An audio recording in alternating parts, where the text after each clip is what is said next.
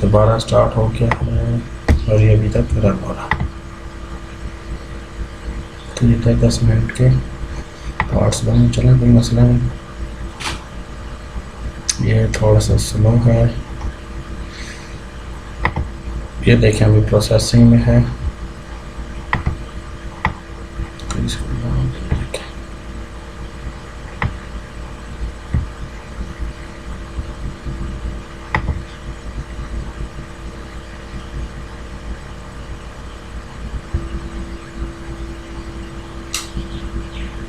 अभी एरर इसलिए शो हो रही है कि अभी ये बिल्ड बना रहा है।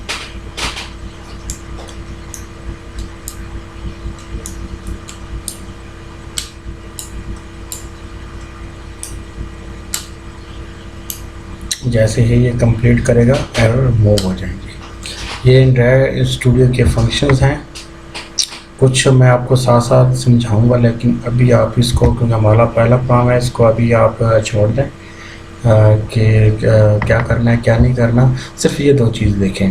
पहला वर्जन जो पहला ऑप्शन जो है, इस पर जब आप कर्सर को ऊपर लेके जाएं तो इसका टाइटल को ओपन हो जाता है जिसमें लिखा डिबग ऐप, और इसमें रन ऐप। डिबग ऐप में है कि कहीं आप डिबगिंग कर रहे हैं या किसी पॉइंट पर रोकना चाहेंगे तो यहाँ पे आप क्लिक करेंगे तो डिबगिंग एक्टिव हो जाएगी। अगर इसी पे क्लिक करेंगे तो डिबगिंग इनएक्टिव हो जाएगी, यानी इस पॉइंट पे नहीं रुकेगी। मकसद बात का ये है।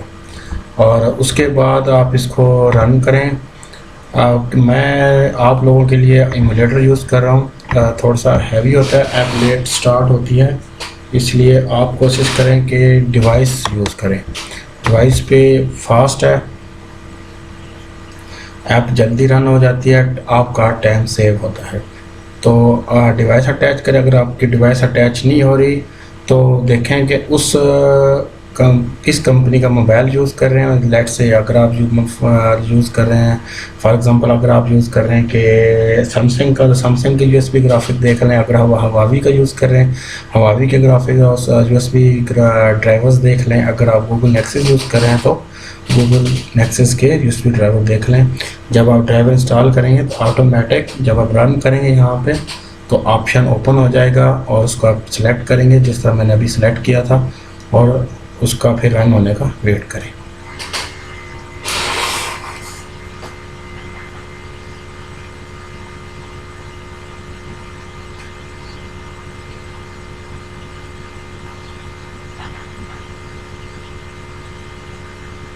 ये देखें इंस्टॉलिंग एपीके हो रहा है, ये इंस्टॉल हो जाए उसके बाद मैं आपको बताता हूँ क्या फंक्शन करना है इस ट्यूटोरियल में।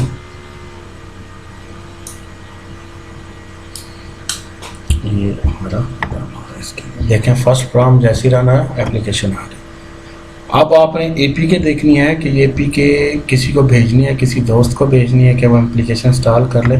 तो आप जहाँ पे आपने प्रोजेक्ट सेव किया है वहाँ पे जाएं, ट्यूटोरियल्स में माय एप्लीकेशन। तो यहाँ पे ऐप का एक आपको फोल्डर नज़र आएगा, उस पर क्लिक करें, फिर वहाँ उसमें बिल्ड पे जाएं। बिल्ड के बाद आप आउटपुट में जाएं, वहाँ पे एपीके जाएं तो ये आपकी डिबग एपीके। सैंड एपीके मैं बिल्कुल एंड पे बताऊंगा कि गूगल प्ले स्टोर के लिए सैंड एपीके बनती है, वो कैसे बनती है वो मैं आपको नेक्स्ट ट्यूटोरियल्स में बताऊँगा, वो हम बाद में बनाएंगे। लेकिन अगर किसी को भेजनी है, अगर आपने इंस्टॉल करनी है तो आप यहाँ से इसको किसी भी दोस्त को भेज सकते हो, जस्ट डाउनलोड करेगा और ऑटोमेटिक इंस्टॉल हो जाएगी। तो ये हमारा आज थर्ड ट्यूटोरियल का सेकंड पार्ट बना है, ये वो था। तो इस तरह आपने एंड्रॉयड का पहला काम देखना है। तो अभी क्योंकि हमारे पास टाइम है तो इसके लिए कुछ चीज़ें हम डिस्कस कर लेते हैं। देखें ये हमारे पास एक प्रोजेक्ट स्ट्रक्चर बन गया, एक स्टूडियो है, इसके ये प्रोजेक्ट है, कैप्चर है, शॉर्टकट्स है, बिल्ड वेरिएंट्स है। बिल्ड वेरिएंट्स जिस तरह मैंने आपको बताया कि आपने रिलीज़ में चलाना है या डिबग में, तो कोई ज़्यादातर डिबग में ही चला रहा है, दोबारा क्लिक करें तो ये हाइड हो जाएगा। प्रोजेक्ट है, प्रोजेक्ट दोबारा करें तो ये विंडो खुल जाती है प्रोजेक्ट की। ऐप के अंदर दो फोल्डर बड़े इंपॉर्टेंट है।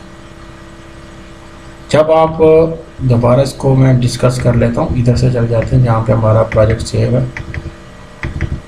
सोर्स में जाएँ, सोर्स के अंदर मेन है। मेन में दो फोल्डर बहुत इंपॉर्टेंट, एक जावा का, एक रिसोर्सेज का। रिसोर्सेज फोल्डर के अंदर आपकी लेआउट्स, वैल्यूज़, आपकी इमेजेस वो रखेंगे। और जो जावा का फोल्डर्स है इसके अंदर आप जावा की क्लासेस जितनी भी बनाएंगे वो रखेंगे। तो ये दो फोल्डर मेन के अंदर हमेशा, ये क्वेश्चन जब आप जाते हैं पूछते कहते हैं मेन के अंदर कितने फोल्डर हैं, तो हमेशा दो फोल्डर बड़े इंपॉर्टेंट होते हैं। पहला जावा का, सेकंड रिसोर्सेज का। जावा के अंदर जावा फाइल्स और रिसोर्सेज के अंदर आपकी एक्सएमएल सेव होती है। वैल्यू, स्टाइल, कलर कुछ भी वो हम नेक्स्ट ट्यूटोरियल में कवर कर लेंगे। और ये एंड्रॉयड मैनिफेस्ट है। एंड्रॉयड मैनिफेस्ट में आप इसको भी मैं आपको थोड़ा सा इंट्रोडक्शन देता चलूँ थोड़ा सा।